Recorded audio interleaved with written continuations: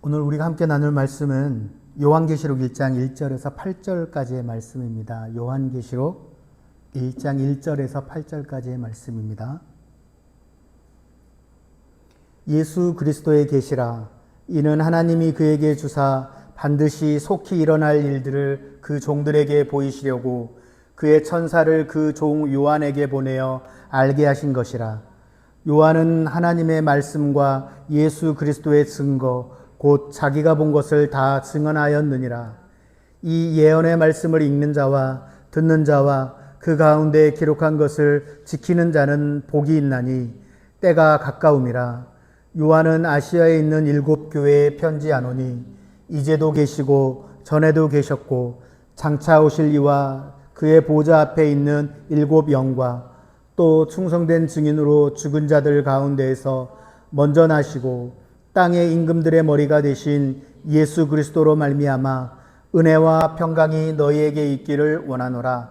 우리를 사랑하사 그의 피로 우리 죄에서 우리를 해방하시고 그의 아버지 하나님을 위하여 우리를 나라와 제사장으로 삼으신 그에게 영광과 능력이 세세토록 있기를 원하노라. 아멘.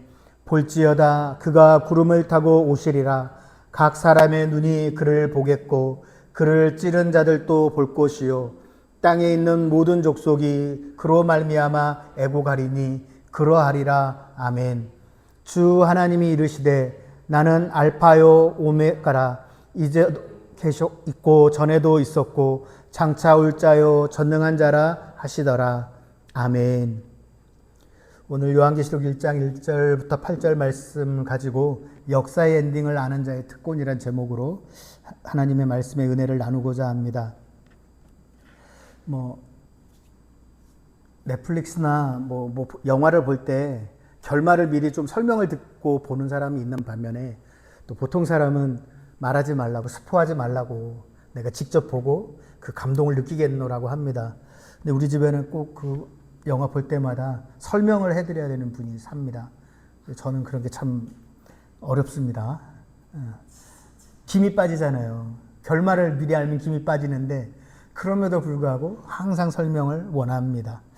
근데 반대로 또 이렇게 생각을 해볼 수 있을 것 같아요. 여러분 주식 투자를 여러분 하시는지 안 하시는지는 잘 모르지만 주식 투자를 하는데 내가 산 주식이 한 몇천 원, 몇 배 오를 거다는 걸 알면 여러분 어떻게 하시겠습니까? 그 결말을 안다면 여러분 돈을 빌려서라도 거기에 투자하겠죠? 보통 우리가 작전 세력에 넘어가는 게 그런 이유들 때문 아닙니까? 야, 이거 분명히 오른다. 한 2배, 3배 오른다. 빚도 당겨오고 대출도 받아서 해. 그래서 몰빵하는데 야, 그거 투자한 건 너 어째 내가 억지로 시켰냐 또 이렇게 말하죠. 사기를 치는 방법들 주로 이렇습니다. 어쨌든 이 2가지 예를 들어서 생각해 보면 결말을 알 때 어떤 사람은 김이 빠질 수도 있고 결말을 아는 것 때문에 어떤 사람은 뭔가 유익을 누릴 수 있다는 겁니다. 그러나 대체적으로 결말이라는 것을 우리가 알 때 우리는 뭔가 우리가 집중할 수 있고 분명한 태도를 가지고 투자할 수 있습니다. 우리가 밭에 뭔가 보화가 감춰져 있다면 마늘밭에 돈이 한 5억, 10억 감춰져 있는 걸 안다면 그 마늘밭을 1억 주고 사겠습니까? 안 사겠습니까? 당연히 사죠. 당연히 삽니다. 우리는 1억을 빚을 내서라도 어떻게 해서든지 삽니다. 왜냐하면 그 밭에 10억짜리 현금이 있는 걸 알기 때문에 그렇습니다. 우리 인생도 마찬가지죠. 우리의 결론이 명확하다면 우리 인생 오늘처럼 살지 않을 겁니다. 아니, 어제처럼 살지 않을 겁니다. 어제와 다른 오늘을 살 것이라고 우리는 스스로가 다짐할 것입니다. 내 결론이 분명한데 내가 어제처럼 살까? 아니죠. 오늘 분명히 다르게 살 겁니다. 왜냐하면 결론을 알기 때문에 그렇습니다. 결론을 안다는 건 무척 중요합니다. 우리 인생의 결론을 아는 사람이 어디 있을까 싶지만 그러나 그리스도인들은 인생의 결론을 압니다. 물론 그 결론까지 가는 과정은 모르죠. 우리가. 그 과정은 우리가 모릅니다. 그러나 마지막은 이 세상의 인류 역사의 내 인생의 마지막은 어떻게 될 거라는 것은 압니다. 우리가 어떻게 알 수 있습니까? 바로 성경을 통해서 알 수 있다라는 겁니다. 성경은 우리의 결론이 어떻게 끝나는지를 명확하게 말씀하고 있기 때문에 그렇습니다. 특별히 요한계시록은 성경 66권 가운데 마지막 책입니다. 그래서 요한계시록은 마치 성경의 끝을 내주는 책이라고 우리가 생각합니다. 그런데 그 말이 맞는데, 그런데 요한계시록 하면 왠지 이 계시는 특별한 사람들에게 임한 것 같고 우리가 알지 못하는 뭔가 이렇게 꽈져 있는 하나님 나라의 비밀이 숨겨져 있는 것 같습니다. 그래서 그런 마음들을 이용해서 어떤 사람들은 그걸로 이단에 빠지기도 합니다. 그리고 어떤 사람들은 그걸로 허무주의에 빠지기도 합니다. 세상이 이렇게 끝날 건데 내 살아있는 인생 막 살자 하는 거죠. 그러나 이것도 저것도 답은 아닙니다. 요한계시록이 우리 가운데 있는 것은 하나님 나라가 이렇게 끝날 거야 라는 것을 보여주지만, 그러나 끝나니까 너희가 마음대로 살아야 돼, 그런 게 아니죠. 그리고 이 말씀이 특정한 사람들에게만 주어졌어, 그것도 아니라는 겁니다.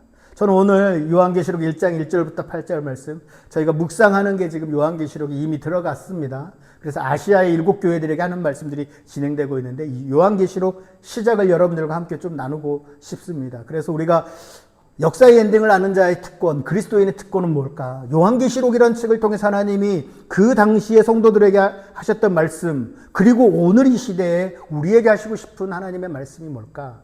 그 부분을 한번 생각해 보고자 합니다. 요한계시록은 우리에게 뭔가 인생의 종말을 알리고, 그러니까 너희들이 이 세대를 그냥 막 살아, 그렇게 겁주는 책이 아닙니다. 오히려 요한계시록은 우리에게 알지 못하는 미래 때문에 두려워하는 사람들, 그리스도인들에게 도리어 분명한 하나님 나라를 제시하고 역사의 엔딩이 어떻게 끝날지를 명확하게 제시해 줌으로 말미암아 우리가 미래의 소망을 갖고 살아야 한다라고 가르쳐주는 책이라는 겁니다. 이 계시는 특정한 사람들에게만 주어져 있는 계시가 아닙니다. 1절을 보니까 요한계시록의 근원은 어디에서 시작합니까? 하나님으로부터 시작합니다.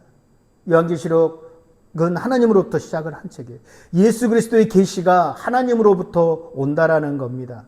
우리가 예수 그리스도 1장 1절이 이렇게 되어 있죠. 예수 그리스도의 계시라. 이는 하나님이 그에게 주사. 누가 주셨다고요? 하나님이 누구에게? 예수님에게 주신 계시라는 겁니다. 비밀이라는 거죠. 반드시 속히 일어날 일들을 그 종들에게 보이시려고 그의 천사를 그 종 요한에게 보내어 알게 하신 것이라. 여기에는 하나님과 예수님과 종 요한이 나오는 거예요. 그러니까 계시의 확실한 근원은 하나님으로부터 시작되고, 그리고 그것을 받는 계시의 내용이 뭐냐? 예수 그리스도의 계시라는 겁니다. 그런데 그 예수 그리스도의 내용이 종, 천사와 요한에게 거쳐서 바로 오늘날 우리에게까지 전달되고 있다는 겁니다. 그러니까 요한계시록은 비밀의 책이나 뭔가 숨겨져 있는 그런 책이 아니라 하나님이 우리에게 명확하게 주신 하나님 나라의 일들이 기록된 책이라는 겁니다. 이 계시의 내용은 속히 일어날 일들이라는 거죠. 속히 일어날 일들. 그리고 요한은 어떤 위치를 차지합니까? 요한이 이 속히 일어난 일들, 보여주신 그 일들을 요한이 본 것을 증언하는 일 가운데 있다라는 겁니다. 2절에 요한은 하나님의 말씀과 예수 그리스도의 증거, 곧 자기가 본 것을 다 증언하였느니라라고 이렇게 기록되어 있습니다. 요한은 예수님의 곁에서 예수님의 삶을 다 봤던 유일한 제자입니다. 그래서 요한은 하나님의 말씀과 예수 그리스도의 증거, 자기가 본 것이라고 기록하고 있다라는 겁니다. 여기서 요한계시록의 저자도 나오는 거겠죠. 그래서 단순히 요한은 기록자가 아니라 증인으로서의 역할을 하고 있는 것을 말하고 있습니다. 그리고 3절에 보니까 이 예언의 말씀을 읽는 자와 듣는 자와 지키는 자는 복이 있다라고 말씀하고 있습니다.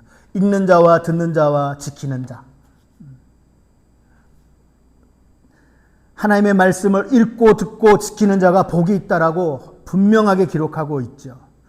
그러니까 이 복은 뭐겠습니까? 세상에서 누리는 복이 아니겠죠, 당연히. 왜냐하면 이 요한 계시록이 기록될 때 약 AD 100년, 100년은 안 됐을 거라고 추측을 하지만 그 시기에 기독교는 박해받고 있었던 때고, 재림하신다는 예수 그리스도는 아직 오시지 않은 때입니다.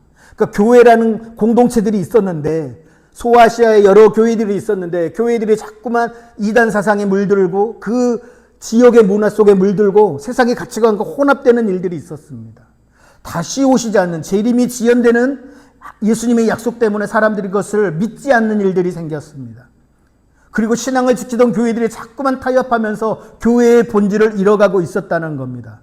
그런 상황이 이 3절 안에 기록되어 있다는 거예요. 그런 교회들의 상황 속에서 사도 요한이 이렇게 말하고 있다는 겁니다. 이 예언의 말씀을 읽는 자와 듣는 자와 그 가운데 기록한 것을 지키는 자가 복이 있다. 뭔가 이게 우리에게 희망을 주지만 어려움 속에 있었던 사람들에게 이 하나님의 계시, 하나님으로부터 시작해서 예수 그리스도를 통해서, 천사를 통해서 나 요한에게 전달된, 그리고 내가 직접 예수 그리스도를 보고 목격했는데 그것들을 읽고 듣고 지키는 자들은 복이 있다라는 겁니다. 너희들이 지금 시험당하고 재림이 늦어지는 것을 탓하면서 세상의 가치를 자꾸 교회 안으로 갖고 오면서 교회가 신앙을 잊어버리고, 그 교회의 대표적인 7교회가 바로 요한계시록 이제 1장 후반부터 나오는 한 4장 정도까지 나오잖아요. 아시아에 있는 7교회라는 겁니다. 에베소도 사빌라, 뭐 그렇게 에베소, 버가모, 두아디라 더 하면 사대, 빌라델비아, 라오디게아, 뭐 안 한 교회가 있나요? 아무튼 그 교회들에게, 각각의 교회들에게 이 요한이 이 말을 하고 있다라는 겁니다. 전제가 이 3절의 전제인 거예요. 하나님이 너희에게 이미 약속하시고 예수 그리스도를 통해서 영원하신 하나님, 전능하신 하나님, 만왕의 왕 되신 하나님께서 이 예언의 말씀을 주셨는데 너희들이 제발 이것을 읽고 듣고 지키는 자들이 되어야 한다라고 강조하고 있다라는 겁니다. 우리가 하나님의 말씀을 정말 읽고 듣고 지킬 때 우리는 이 혼돈스러운 세상 속에서 뭔가 내일의 삶을 알 수 없는 우리지만 그럼에도 불구하고 우리가 그 가운데 평안을 누리면서 믿음의 걸음을 정말로 무소의 뿔처럼 한 걸음 두 걸음 걸어갈 수 있는 이유가 될 수 있다라는 거죠. 그것이 우리에게 복이라는 겁니다. 그때 당시에는 교회가 재림하시지 않는, 재림 오시겠다고 하신 예수님께서 오시지 않기 때문에 예수님 정말 계실까? 우리가 교회를 이렇게 하는데 무슨 소용이 있나? 그리고 교회는 공동체들을 이루면서 그 안에 뭔가 세상의 가치들이 들어오면서 세상과 교회가 구별되지 않는 모습들을 많이 갖게 되었다는 거죠. 그런 사람들이 다시 복을 받을 수 있는 길은 하나님이 우리에게 주신 말씀을 읽고 듣고 지키는 것이라는 거죠. 1장 1절부터 이 3절 안에서 우리가 그 부분을 발견할 수 있어야 되는 겁니다. 하나님의 말씀을 우리가 왜 읽어야 하는지, 왜 우리가 주일에 와서 주의 말씀을 들어야 하는지, 그리고 그것을 왜 우리가 한 주일 동안 살면서 실천하고 살아야 하는지, 그게 복이 있는 삶이기 때문에 그렇습니다. 혼란스럽고 혼돈스럽고 뭔가 갈 바를 알지 못하는 세상 속에서 갈 길을 보여주시는 하나님의 복을 우리가 얻을 수 있기 때문에 하나님의 말씀은 읽고 듣고 지켜야 하는 거라는 거죠. 2000년 전에 하신 말씀이기도 하지만 바로 오늘 우리에게 하시는 말씀이라는 겁니다. 4절이 그렇지 않습니까? 아시아에 있는 7교회에 편지하노니 이제도 계시고 전에도 계셨고 장차 오실 이와 그의 보좌 앞에 있는 7영과 이렇게 내용이 넘어갑니다. 아시아에 있는 7교회의 한 편지가, 쓴 편지가 요한계시록인데 그 편지가 오늘 2000년이 흘러서 오늘 우리에게 들려지고 있다는 거죠. 하나님이 오늘 여러분들에게 말씀하고 세례 요한을 통해서, 요한계시록을 통해서 여러분에게 말씀하고 있습니다. 오늘 여러분이 들어야 될 말씀은 무엇이겠습니까? 하나님은 오늘 우리에게 축복의 근원 되신 그 삼위일체 하나님을 누구신지를 소개합니다. 그리고 우리에게 혼란스럽고 미래를 알 수 없어서 불안하고 두려운 우리에게 하나님께서는 은혜와 평강이 있기를 기원하고 있습니다. 4절 후반부에 이렇게 시작하죠. 이제도 계시고 전에도 계셨고 장차 오실 이와 그의 보좌 앞에 있는 7영과 또 충성된 증인으로 죽은 자들 가운데서 먼저 나시고 땅의 임금들의 머리가 되신 예수 그리스도로 말미암아 은혜와 평강이 너희에게 있기를 원하노라. 우리가 여기까지 한번 봅시다. 이제도 계시고 전에도 계셨고 장차 오실 이는 누굽니까? 하나님이시죠. 성부 하나님이십니다. 하나님은 영원하신 분이시죠. 처음은 하나님이십니다. 끝도 하나님이시라는 겁니다. 하나님은 전에도 계셨고 세상이 있기 전부터 계셨고 그리고 고통받고 있는 이 아시아의 교회 상황 가운데도 계셨습니다. 그리고 다시 오실 하나님이시라는 겁니다. 성부 하나님의 영원성입니다. 그리고 주권입니다. 모든 역사를 관통하고 계시는 하나님의 역사를 사도 요한은 우리에게 말하고 있는 겁니다. 둘째, 보좌 앞에 있는 7영은 성령님을, 당연히 성령 하나님을 말씀하는 거겠죠. 성령의 충만함과 온 세상을 살피며 역사하는 능력을 말씀하고 있는 겁니다. 세 번째, 예수 그리스도를 말하는 구절은 또 뭡니까? 예수님을 충성된 증인, 죽은 자들 가운데서 먼저 나시니 땅의 임금들의 머리가 되시니라고 세 부분으로 나눠서 말하고 있습니다. 충성된 증인, 예수 그리스도는 하나님의 가장 충성된 증인이었습니다. 왜 그렇습니까? 진리를 위해서 하나님의 그 구원 사역, 스스로 짐승의 죽음으로 피 흘림으로 스스로를 구원할 수 없었던 인간의 모든 죄성을 종지부 찍을 수 있는 유일한 방법으로 하나님의 아들 예수 그리스도를 우리에게 주셨다는 겁니다. 충성된 증인이신 예수님은 이 하나님의 약속과 언약을 위해 자기 자신의 목숨을 바친 가장 완벽한 증인이요 희생양이었습니다.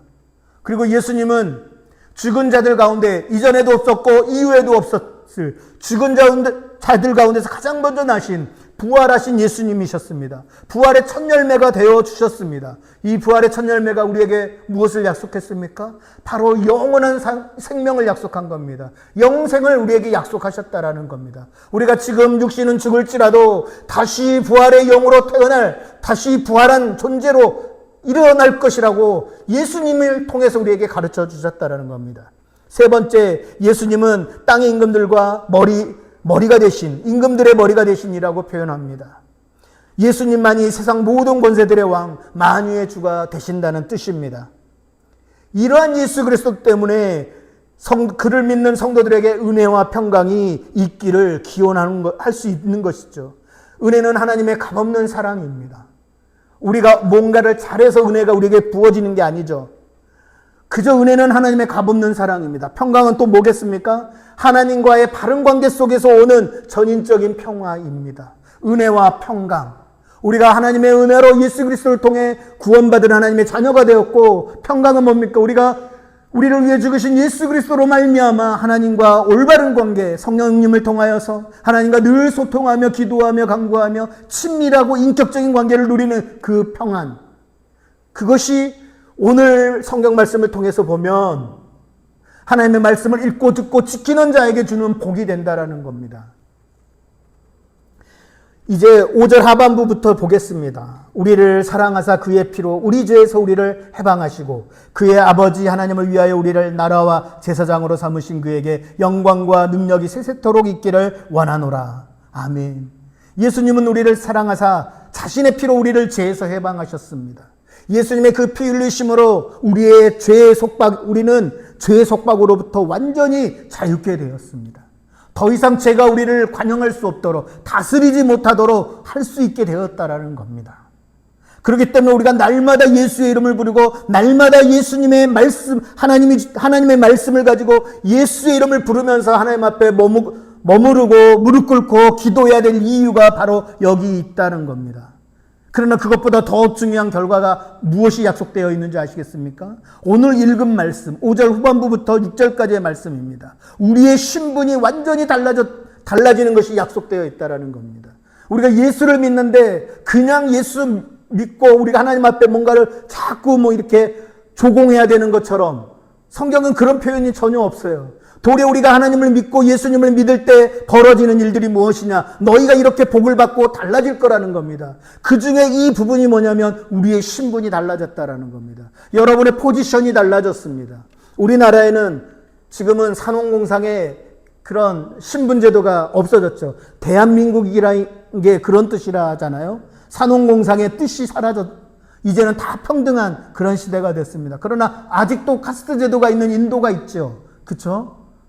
또 우리나라는 산업공상의 그런 계급은 사라졌으나 돈의 많고 적음을 통해서 그들만의 리그들이 존재하는 그런 나누어지는 시대가 된 것 같습니다. 그러나 성경은 우리에게 말하고 있습니다. 우리가 하나님의 말씀을 읽고 듣고 지키는 자에게 주시는 복 가운데 하나는 우리의 신분을 완전히 다르게 바꾸어 주셨다는 겁니다. 그 신분의 내용이 뭡니까? 우리가 제사장이 되었다라는 겁니다. 우리가 나라가 되었다라는 겁니다. 하나님의 나라가 되고 하나님의 제사장이 되었다라는 겁니다. 여러분, 이 얼마나 놀라운 일입니까? 제사장은 성경 안에서 특별한 존재죠. 제사장이 무엇을 할 수 있습니까? 하나님 앞에 죄사함을 위한 제사를 드릴 수 있는 역할이 있었습니다. 하나님과 관계된 일을 할 수 있는 유일한 사람들이었습니다. 그 중에 대제사장은 1년에 한 번 하나님의 그 지성소 안까지 들어갈 수 있는 아주 보호받는 그런 신분이 있었죠. 그리고 제사장들은 땅을 기업으로 받지 않았습니다. 다른 12지파의 기업을 통해서 거기에서 난 것들의 10분의 1을 받아서 이 제사장들은 살 수 있었습니다. 그 말은 무엇이겠습니까? 제사장은 하나님과 관련된 사람이라는 거죠. 여러분은 이미 하나님과 관련된 사람이 되었다라는 겁니다. 이 나라는 또 뭐겠습니까? 우리가 하나님 나라가 되었다라는 겁니다. 내가 살고 내가 말하고 내가 행동하는 그것이 바로 하나님을 대표할 수 있는 것들이 되었다라는 겁니다. 우리의 신분이 완전히 달라졌어요. 우리는 어둠에 있었던 자들인데 우리는 정말로 범죄하고 이기적이고 정말로 나밖에 모르는 존재였는데 이제는 하나님의 말씀 가운데 우리에게 약속된 것은 우리가 하나님의 나라가 되고 하나님의 제사장이 되어서 나를 위한 삶이 아니라 이제는 다른 사람을 위해 섬기고 하나님을 섬기는 그런 존재가 되었다라는 겁니다. 예수 그리스도의 은혜와 평강이 우리를 이제는 하나님 나라와 제사장의 신분으로 영광의 그 부르심 가운데로 인도하고 있다라는 겁니다. 7절과 8절로 넘어가서 이제 이 요한계시록 1장 1절부터 8절이 요한계시록의 서론이라 볼 수 있는데 7절과 8절을 한번 보겠습니다. 볼지어다 그가 구름을 타고 오시리라. 각 사람의 눈이 그를 보겠고 그를 찌른 자들도 볼 것이요 땅에 있는 모든 족속이 그로 말미암아 애곡하리니 그러하리라. 아멘.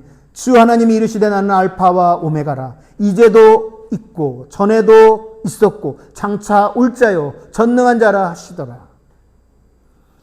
여러분 7절이 어떻게 무슨 단어로 시작합니까? 볼지어다로 시작합니다. 볼지어다. 강력한 주의 집정을 의미합니다. 마치 이런 거죠. 어텐션 아니면 자 주목 이런 뜻이라는 겁니다.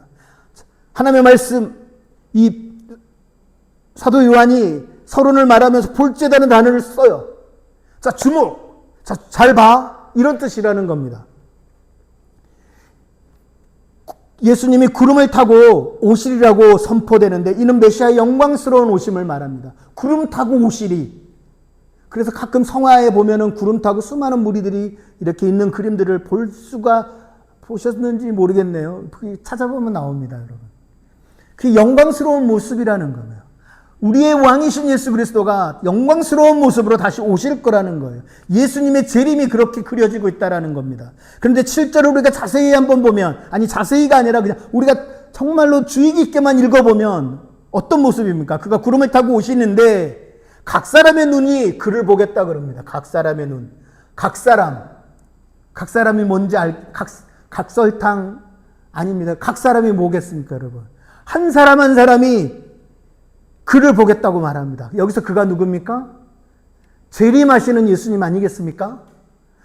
모든 예수님의 재림은 그래서 숨겨져 있는 게 아닙니다. 요한계시록은 숨겨져 있는 책이 아니에요. 다 드러나 있는 책입니다. 예수님이 오신 것, 예수님의 재림을 모든 사람이 보게 될 거라는 겁니다. 모든 인류가 보편적으로 목격할 영광스러운 사건이 구름 타고 오시는 예수 그리스도라는 거예요. 심지어는 어떤 사람도 본다고 합니까? 예수님을 찌른 자들도 볼 것이요. 이 말은 무슨 뜻이겠습니까, 여러분? 예수님을 핍박하고 예수님을 외면하는 사람들도 보게 될 것이라는 겁니다. 세상의 모든 사람들이 그리스도인이든 아니든 예수님이 다시 오실 것을 보게 될 거라는 거죠. 땅에 있는 모든 족속이 그를 보게 될 것인데, 눈으로 목격하게 될 것인데, 그때 어떤 일이 펼쳐진다고 합니까? 그로 말미암아 애곡한다고 나옵니다. 애곡은 슬피 곡하며 우는 거죠. 곡이 뭡니까? 곡이 아이고 예전에 장례집에 가면 일부러 그렇게 소리를 냈습니다. 그런 거예요. 곡은 슬퍼하고 그 슬픔을 소리로 내면서 안타까워하게 된다라는 거예요. 왜 그렇게 될까요? 예수님을 거부했기 때문에 더 이상 그들에게는 회복될 기회가 사라졌다는 뜻입니다. 예수님이 오시는 걸 다 보게 될 건데 너희들이 이제 와서 예수님을 배신하고 떠날 것이냐? 아니라는 거겠죠. 그러지 말라는 거겠죠. 너희들의 마음을 다시 한번 고쳐잡고 하나님의 말씀을 읽고 듣고 지키며 살아야 한다. 그 예수 그리스도가 주는 은혜와 평강을 가지고 너희들의 신분이 하나님 나라와 거룩한 제사장으로서 이제는 너희를 통해서 다른 사람들이 예수께로 돌아오게 되는 일들 가운데 너희가 있어야 되지 않겠냐. 그럼에도 불구하고 돌아오지 않는 자들은 이렇게 애곡하게 될 것이라고 요한은 말하고 있다는 겁니다. 우리는 역사의 마지막을 알지 못합니다. 그래서 불안하게 살아갑니다.